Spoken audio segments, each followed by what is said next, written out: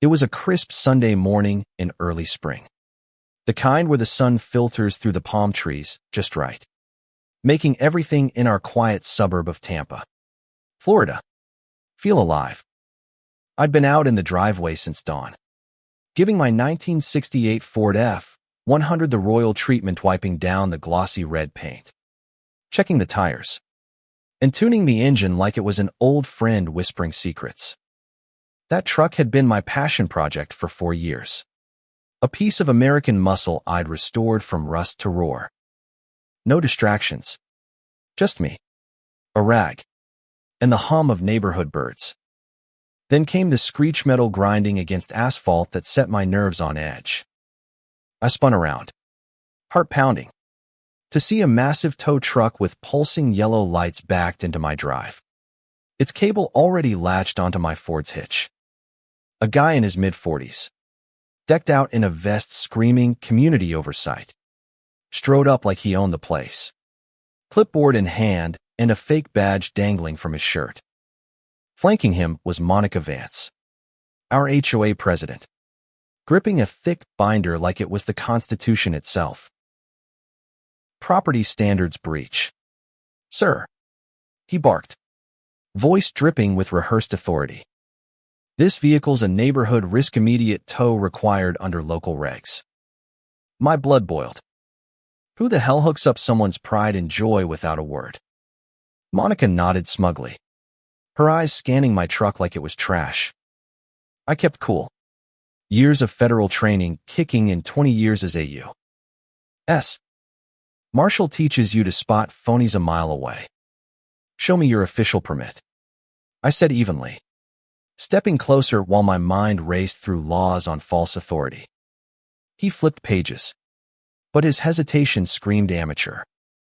I glanced at Monica, whispering urgently something about HOA backing, and casually dusted their winch with a fine metallic tracer powder from my pocket, the stuff that glows under blacklight for evidence. As he fumbled, I pulled out my phone, activating the security app to record everything, timestamps, GPS, audio, up close. His badge was junk, a cheap online printout. No state seal. No real creds. That's private security BS, I said, voice steady but firm. HOAs can't seize vehicles like cops. Where's your real warrant? His swagger cracked. Sweat beaded despite the mild breeze. They unhooked fast, muttering about proper follow-up, and peeled out. I noted the plate and company name, Urban Harmony Enforcement, LLC. This wasn't random, this stank of a setup. By afternoon, a seizure order hit my mailbox, loaded with forged stamps and legalese that screamed intimidation.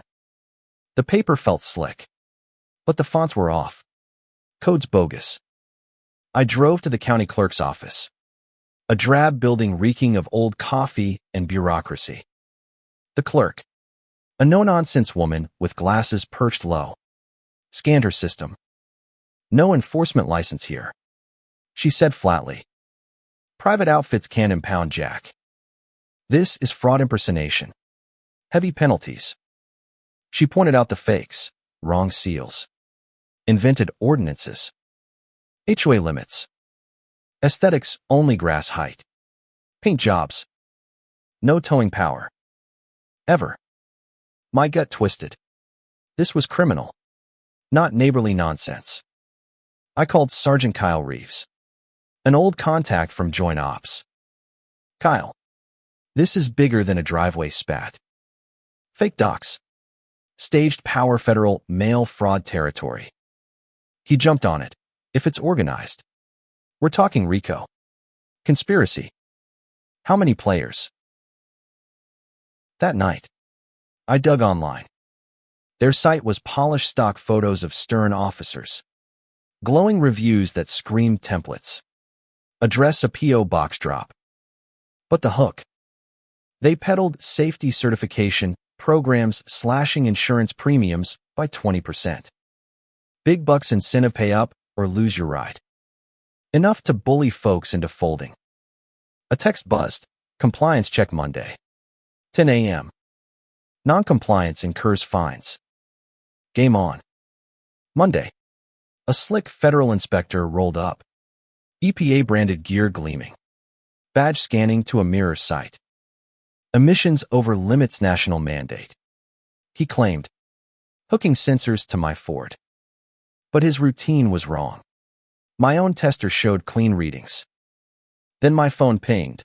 Unauthorized Bluetooth probes. Hacking my truck's security. Theft prep. Not inspection. I grilled him on protocol. She stuttered. Script failing. When cornered, he snarled. Obstructing federal work. Penalties. Liens. The works. But he bolted. Gear abandoned. As alerts screamed ongoing breaches. Remote access for later steel chilling. Tuesday. Monica escalated. An urgent HOA assembly notice blasted to everyone. Framing me as a hazard with glossy reports, fumes. Clutter. Risks.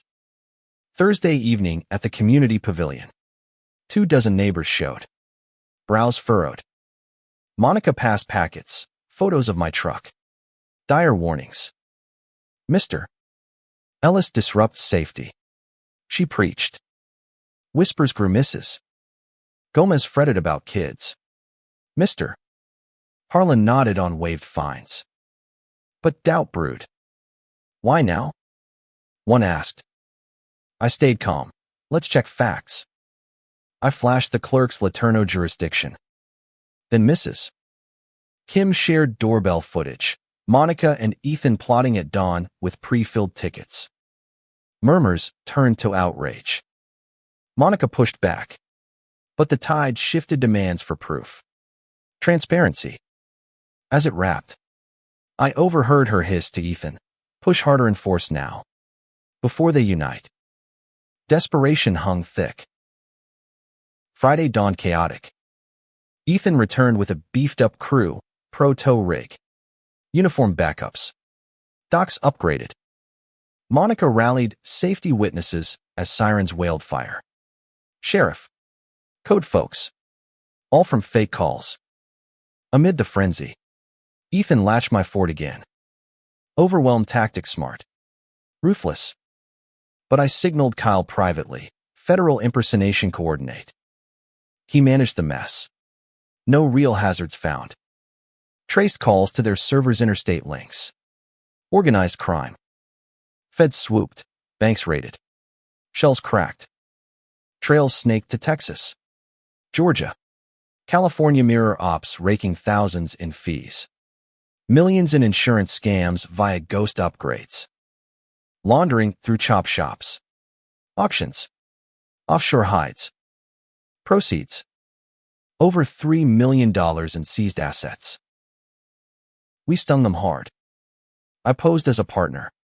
Dangling Fed intel for expansion. On wire. Ethan bragged. 9 states. Classics prime resist.